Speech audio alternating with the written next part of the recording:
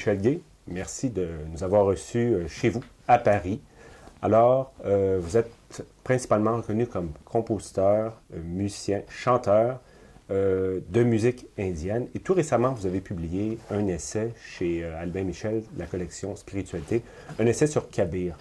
Pouvez-vous nous décrire un peu votre cheminement de musicien à essayiste? Parce que si je ne me trompe pas, quand même, Kabir est relié à la musique, est relié à la culture indienne, mais avec un aspect un peu éclectique, parce qu'il était autant vénéré, si je comprends bien, par les musulmans que les Indiens.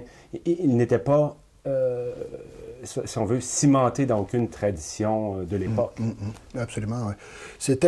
Kabir, c'était un subversif et un syncrétiste d'avant l'heure.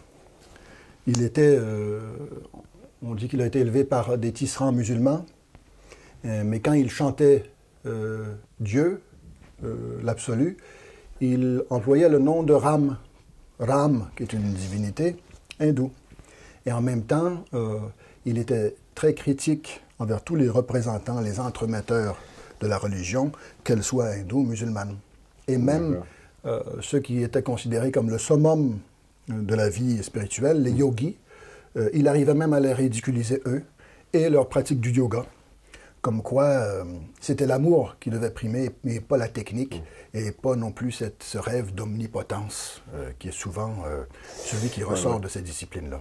Juste pour nous situer, on remonte à quelle époque pour...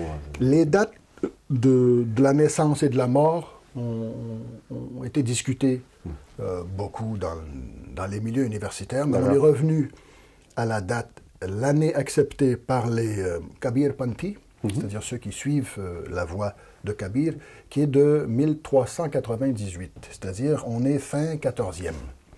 Et avec les études plus récentes qui ont été faites, on a déterminé qu'il est décédé autour de 1440 ou quelque chose comme ça, parce qu'il devait être mort un peu avant Guru Nanak, qui était le fondateur du sikhisme. Et le sikhisme a aussi adopté certains des chants de Kabir, parce que justement le sikhisme était anti-caste. Et Kabir aussi était anti-caste. D'accord. En lisant votre livre, il y a plusieurs anecdotes. On relate des histoires, par exemple, lorsque Kabir semble déjouer ou en tout cas challenger, pour utiliser un anglicisme, le pouvoir. On l'aurait même jeté dans le Gange ou dans un cours d'eau assez important, enchaîné. Dans le Gange, enchaîné dans le Gange. Il y a très peu d'anecdotes où il parle de lui, mais il y a celle-là où il dit qu'on m'a jeté dans le Gange. Et c'est par la grâce de Dieu que je me suis échappé, que je m'en suis défait et que j'ai pu survivre. Mais on sait toujours que ces gens-là, qui sont vraiment vecteurs de l'esprit, ce sont des révolutionnaires dans le fond. Et c'est ce que j'ai aimé chez Kabir, c'est que dans ce contexte traditionnel, il ait pu avoir ce courage et cette conviction qui venait de toute évidence de son expérience personnelle, de justement challenger les autorités religieuses. Et ce qui veut dire qu'il ne s'est pas fait que des amis. D'accord. Autant les hindous que les musulmans, on va dire orthodoxes entre guillemets, étaient opposés à sa manière de prêcher l'amour divin, puisqu'il préconisait aucune appartenance et aucun rituel en particulier. A-t-il fini assassiné ou est-il mort de sa belle mort? Non, il est mort de mort naturelle. Et l'histoire nous dit qu'il y avait les hindous d'un côté et les musulmans de l'autre, le corps sous un linceul. Et ils étaient en train de se chamailler pour savoir si on allait l'incinérer ou si on allait l'enterrer, selon les rites de chaque communauté. Et quand quelqu'un a levé le linceul, l'histoire nous dit qu'il n'y avait plus que des fleurs sous le linceul. Quelle belle image. Bien que près de Benares, aujourd'hui, il y a le lieu qu'on considère comme étant... il n'y avait que des fleurs, donc les musulmans ont pris la moitié des fleurs et les ont enterrées. Les hindous ont pris l'autre moitié et les ont jetées dans le Gange. Donc il y a un endroit où cette moitié de fleurs-là est enterrée, dans un village pas loin de Benares. Et c'est toujours la même famille qui garde sa tombe, qui est là depuis cette époque-là. Oh là là. Et vous, personnellement, qu'est-ce qui vous a poussé à écrire sur Kabir? Qu'est-ce qui vous touchait ou qui vous avait marqué pendant vos années précédentes pour décider de vous lancer dans l'écriture d'un essai spécifique? C'était de fil en aiguille. C'était pas du tout mon intention à l'origine. C'était un projet musical. J'ai composé des chansons à l'occidental en me servant d'aides d'harmonie à la guitare, mais des textes de Kabir en hindi. Donc je me suis dit, c'est une combinaison, je voudrais présenter ça de cette manière-là. Ça n'a pas pu se faire pour X raisons, dont production, et puis après on sait de quoi il s'agit. Donc quelqu'un, à partir des notes que j'avais dans le livret du disque de promotion original, on m'a demandé d'écrire un article pour un magazine italien sur la poésie et la spiritualité. D'accord. Je l'ai fait, ça a été publié en Italie, et après j'avais tout cet article entre les mains, puis je me suis dit finalement j'aurais pu écrire 10 fois plus sur le sujet pour approfondir facilement, parce qu'il y a tellement de beaux textes, et l'histoire de Kabir est tellement énigmatique en même temps, puisqu'on sait très peu de choses.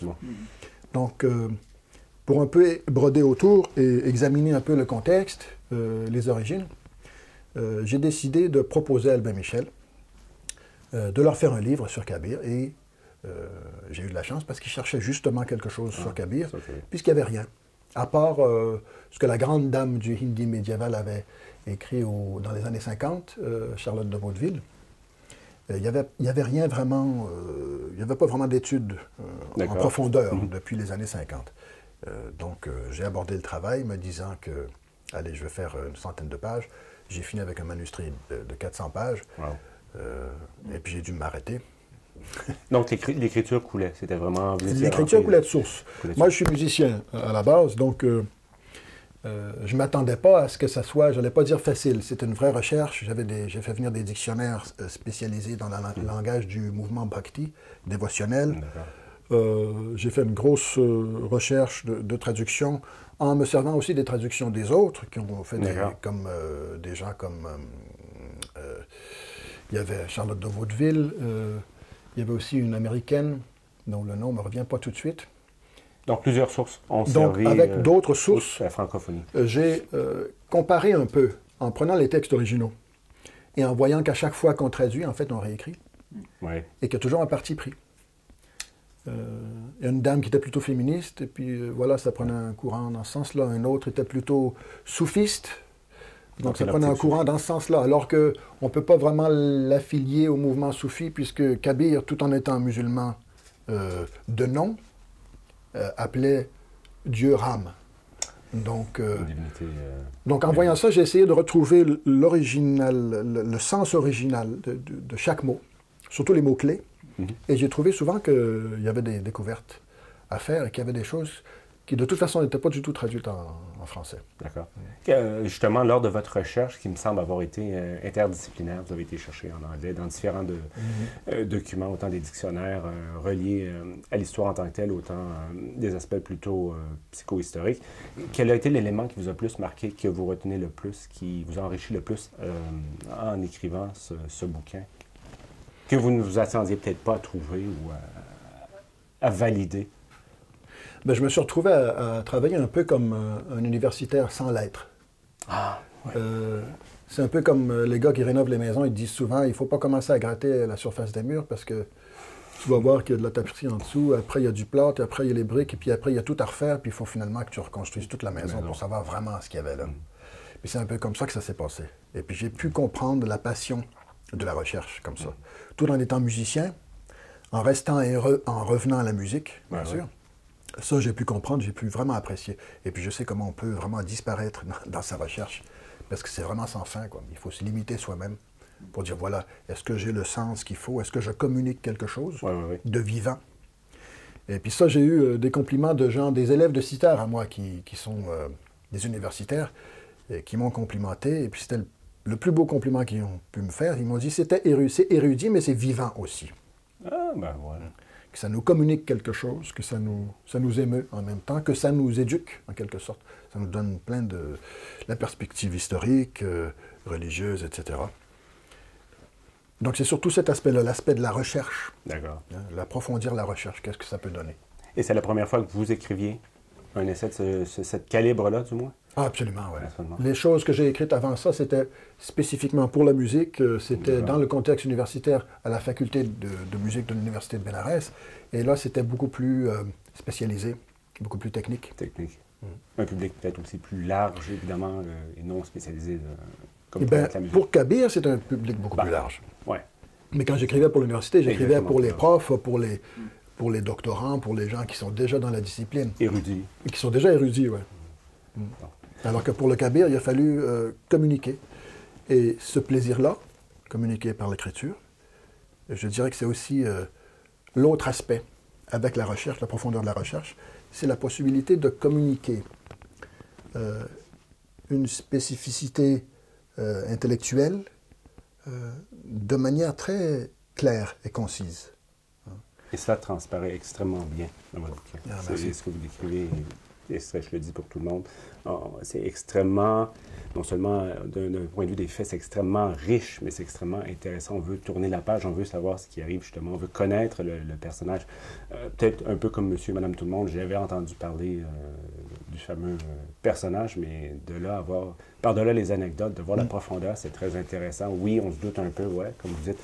Est-ce que c'était un soufi? Non. Est-ce que c'était un hindou? Mais non, on se rend compte que c'était un personnage iconoclaste, mais extrêmement riche. Absolument, oui.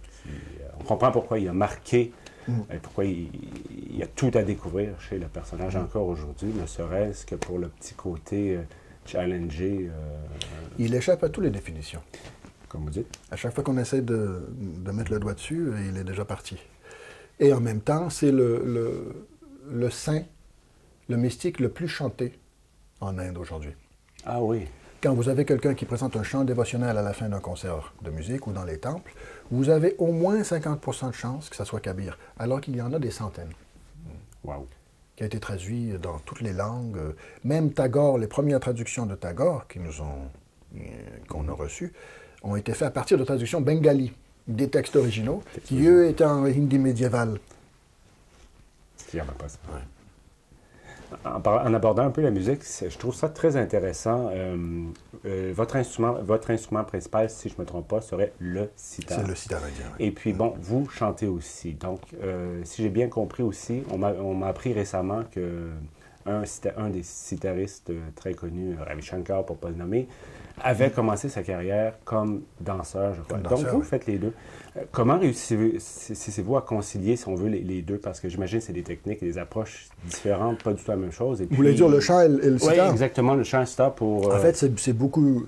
Plus facile que ça C'est semble. plus facile que la danse et le sitar. Parce que la danse, c'est encore autre chose, c'est corporel, il y a toute une discipline qu'on ne demande pas dans la musique instrumentale ou vocale. Mais entre le sitar et le chant, il n'y a que la différence de la technique instrumentale, puisque la musique est la même à la base. D'accord.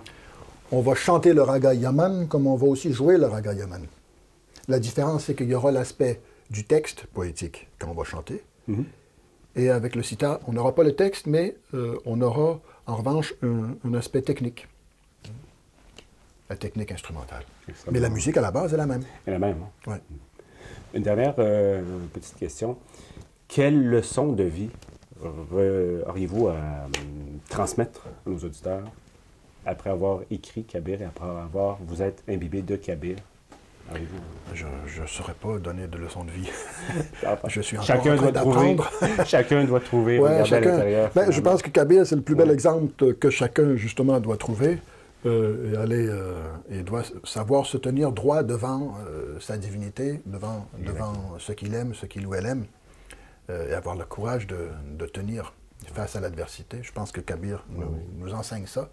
Et il nous enseigne surtout que c'est pas une question... S'il y a de la religion, il doit avoir la spiritualité. S'il y a de la spiritualité, il doit avoir mysticisme. Donc, à quelque religion qu'on puisse appartenir, ça ne sera jamais une religion vraiment au sens propre, à moins d'avoir fait une expérience. Et cette expérience-là, elle est très personnelle. Elle doit être personnelle. Vous êtes originaire d'Amérique, qui habitait présentement en Europe. Ouais. Avait appris la musique indienne, avait habité un bout de temps. Vous avez appris à Bénarès. Pouvez-vous nous tracer un peu votre itinéraire? Qu'est-ce qui vous a amené à cet amour de la musique indienne, surtout le sitar, si on veut? Pour faire pas trop long, on va dire que déjà au Québec... Oui, en 2 minutes. En 2 minutes. Bon, c'est les styles de musique. Déjà, bon, je pratiquais la musique occidentale avec la guitare classique au Québec. Et puis, j'ai beaucoup aimé les musiques d'abord on va dire, progressive, si on veut. On remonte dans rock, les années 70. On remonte dans les années 70. On parle de Yes, Gentle Giant et compagnie. Rock progressif. Après, c'est devenu jazz rock avec Jean-Luc Ponty et Weather Report et tous ses copains. Après, c'est devenu ECM avec tous les amis de Manfred Eicher, Garbarek et son saxophone contemplatif. Après, c'est devenu Oregon. Donc déjà, Colin Walcott avec son sitar et ses tablas. Et à partir de là, j'ai vu Ravi Shankar au Théâtre Outremont à Montréal. Ça devait être je ne me rappelle plus trop, c'était 75 ou 76. Et puis, je ne comprenais pas ce que j'entendais, mais j'aimais beaucoup ce que j'entendais. Et puis, une des choses que j'ai beaucoup aimé, c'est que quand tout le monde fumait des Hiroshilom, et puis qu'il y avait des nuages de fumée bleue, dans toutes les salles de spectacle, le petit monsieur est venu, puis il a dit est-ce que vous pourriez aller fumer dehors? Pour nous, cette musique est sacrée. Et le concert a valeur de rite. De rite, de quelque chose où on se recueille avec Dieu aussi. Et j'ai beaucoup aimé cette idée-là, parce que moi déjà, ça m'a marqué, parce que déjà depuis que j'étais petit, j'écoutais la musique, on va dire religieusement. Il y avait des choses que j'écoutais, je fermais les yeux dans le noir, j'écoutais ça, je réécoutais ça. Donc là, je me suis dit, tiens, ça m'a titillé, je me suis dit, voilà une conception que je trouve en plein dans le mille. Donc il y a eu ce moment-là. Après, j'ai quitté le Québec, j'étais encore très jeune, j'avais 16 ans. Oh. Pour faire les routes, je me suis retrouvé à faire du vélo. J'ai fait du vélo jusqu'en Israël à partir de Munich pour le premier voyage. Le deuxième, j'étais jusqu'au Soudan. Le troisième, j'avais repris mon élan, je me suis retrouvé en Inde. Puis je me suis dit, là, j'arrête de faire le touriste. Il faut absolument que j'apprenne quelque chose, parce que je sens que ça vibre de culture et de connaissances dans ce lieu. Il ne faut pas juste prendre des photos puis rentrer chez soi. C'est vraiment un appel intérieur, là, vous sentiez qui... Absolument. Ben, je me suis dit, ça serait vraiment bête de partir les mains vides. Surtout... Donc, je me suis attelé à la tâche. D'abord, je me suis dit, je vais apprendre la médecine traditionnelle, l'Ayurveda, où j'apprendrai la musique. L'Ayurveda, j'ai lu beaucoup de livres, mais j'ai rencontré quelqu'un qui apprenait avec un joueur de sitar. Donc, je me suis dit, tiens, j'ai déjà la guitare classique derrière moi, je vais faire ça en 2 mois, fastoche, comme ils disent ici. Bah, pas si mal. J'ai fait 2 mois. Après, je me suis dit, peut-être qu'il va me falloir encore 2 mois. J'ai fait encore 2 mois. La personne qui m'enseignait est partie en tournée en Europe. Donc, j'ai été chercher un vrai maître à Bénarès, sur la recommandation d'un Italien que j'avais rencontré, qui me disait, tu perds ton temps à Gras, si tu veux un vrai gourou, un vrai maître de musique, il faut absolument que tu ailles à Bénarès, c'est le Vatican de la musique classique et de l'hindouisme, il faut absolument que tu y ailles. Était-ce vrai? Comment? Était-ce vrai? Pour vous? Oui, absolument. Absolument. En ce moment, on va dire que la Mecque de la musique classique, ça s'est déplacé, c'est plutôt Calcutta. D'accord. Mais il y a une grande tradition aussi de discipline traditionnelle dans cette ville, à Bénarès, et il y a une ambiance quand même assez extraordinaire. Oui, qui est une ville assez spéciale. C'est très spécial, oui. Donc, pour le recueillement, pour la pratique, pour tout ce que la sadhana nous demande de concentration, c'est un endroit idéal. Donc, j'ai commencé là. Et à partir de ce moment où j'ai commencé à apprendre avec Ramdas Chakravarti, qui était mon premier vrai maître de sitar, j'ai arrêté de compter et les mois et les années. Et je ne voyais même plus dans la perspective du temps à quel moment j'aurais pu revenir. D'accord. Et c'est juste le fait d'être marié, que ma fille soit née là-bas et que ma petite famille soit rentrée en Europe, qui a fait que, après avoir fait un master à l'Université de Bénarès, j'ai décidé qu'il était temps de rentrer. Donc, c'était devenu dévotionnel dans un sens positif du terme. Dévotionnel, il faut pas, je ne veux pas trop toucher à ce terme-là, parce qu'après, on a toutes sortes de fantasmes sur l'hindouisme, sur les dieux et les déesses. Vocationnel, je dirais plutôt. Vocationnel, avec une dimension spirituelle évidente, puisque pour moi, à chaque fois que je faisais ma pratique solitaire, c'est comme que si je réitérais une foi profonde qui m'était même encore étrangère à cette époque-là. C'est comme si, en creusant ce puits-là avec ma pratique musicale, j'arrivais à quelque chose que j'ignorais moi-même. Donc cette musique m'a fait retrouver une foi profonde qui n'était pas... que je manifestais pas parce que, par ironie, par cynisme, parce que je voyais un peu trop de bouffonnerie, de gens loufoques dans ce milieu-là hindouisant. Mais j'ai retrouvé ce filon-là par la musique. Et maintenant, en revanche, c'est ce filon-là qui alimente ma pratique musicale. Hein? Tout en étant professionnel, c'est quand même à la base quelque chose de profondément spirituel, je dirais. Et puis, si je ne me trompe pas aussi, vous, à Paris, vous continuez à enseigner ou à aider les gens, soit à donner des cours ou théorie ou Oui. Ça dépend. Dans les contextes institutionnels, je fais un survol rapide des notions théoriques, et je donne quelques bases, et à partir de là, si des individus dans ces groupes-là ont envie de prendre un engagement personnel, là, ils viennent prendre des cours individuels chez moi. Et avec ça, je joue aussi avec d'autres groupes, comme j'ai joué avec Mukhtar. Là, c'est une combinaison de musique jazz et musique classique indienne. Avec le baroque nomade, c'était musique classique, musique baroque et musique indienne. J'ai joué avec des gens de la pop aussi et du rock. Sans pour autant que ça devienne la fusion. Sans pour autant que ça devienne quelque chose dans lequel je me suis engagé à fond, mais j'aime aussi communiquer comme ça. La musique traditionnelle, mais aussi pouvoir amener l'instrument, par exemple, dans un contexte différent. Ça me présente, comme on disait, un challenge tout à l'heure, de pouvoir faire parler cet instrument-là dans un contexte qui n'est pas le sien. De faire parler une autre langue à cet instrument.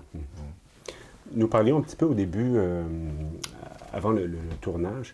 Vous disiez que vous aviez été influencé par le rock très jeune, justement, et ça transparaît. Moi, je trouvais, en regardant vos prestations sur Internet, qu'il y avait quelque chose d'extrêmement énergétique. Et là, moi, je me posais une question. Bon, est-ce que cet aspect rock-là ne va pas à contresens ou contre l'esprit de ça? Et vous sembliez dire, non, ça même nourrit. Ça a nourri, et en plus, si vous regardez des sitaristes comme Shahid Parvez, comme Niladri Kumar, comme Poorbayan Chatterjee, parmi les plus jeunes, vous allez voir, le début est très profond, très introspectif, si on peut dire, si on peut se permettre. Mais à un moment donné, ça devient du rock. Ça devient très charnel, très intense et très passionnel aussi. Et c'est pour ça que j'aime encore cette musique plus que toute autre musique, parce qu'on va de ce spirituel-là à ce passionnel, à ce physique, là, et même à ce rock. Parce que, comme je disais tout à l'heure, j'aime bien casser les choses. J'aime bien que ça brasse, parce que ça doit nous émouvoir. Pour moi, je n'ai compris la musique indienne qu'à partir du moment où elle m'a fait rire et chialer. Donc, il faut que ça nous bouge. Il ne faut pas qu'on puisse juste satisfaire des fantasmes qu'on a pour s'imaginer que c'est comme ci ou que c'est comme ça.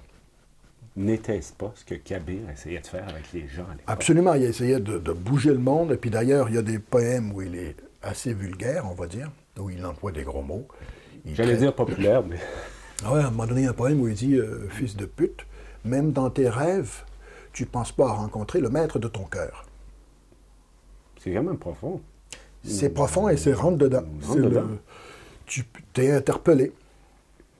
Tu es interpellé, tu peux pas faire semblant qu'il ne te parle pas. C'est à toi qui parle. Oh là là. Donc, par exemple, moi, justement, avant de vous parler, je vous expliquais que je connaissais plus les générations jeunes, Talvin Singh, on mélange l'électronique, un petit peu de rock, tout. Donc, pour vous, c'est quelque chose de bien qui peut apporter disons, autant à l'auditeur qu'à la musique ou qu'à la régénération de la musique elle-même. Il faut mettre les choses à leur place. Les grands critiques de ce style-là, ils mélangent tout. Dans quel sens? C'est-à-dire que tu ne vas pas écouter de la fusion avec les mêmes critères d'évaluation qui vont te servir pour écouter la musique classique pure et dure. D'accord. Et vice-versa. Il faut que tu puisses voir qu'il y a énormément de créativité dans ce milieu-là aussi. Et d'ailleurs, c'est assez impressionnant. La seule chose qui est assez évidente, c'est que souvent, un projet comme ça va être un feu de paille. Il n'y aura pas de continuité. Tandis que la musique indienne, tu sais qu'elle est là depuis très longtemps et qu'elle sera là encore très longtemps. Millénaire, séculaire. C'est-à-dire que quand tu fais de la musique indienne, tu te baignes dans une rivière qui ne va pas s'arrêter quand tu vas sortir de ta rivière.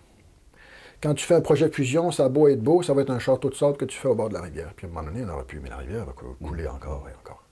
Chacun a sa fonction, dépendant du... Absolument. Non, et puis pour les jeunes Indiens aussi, c'est une manière de s'émanciper de certains aspects de la tradition qui sont contraignants, qui ont plus à voir avec la culture et les mœurs.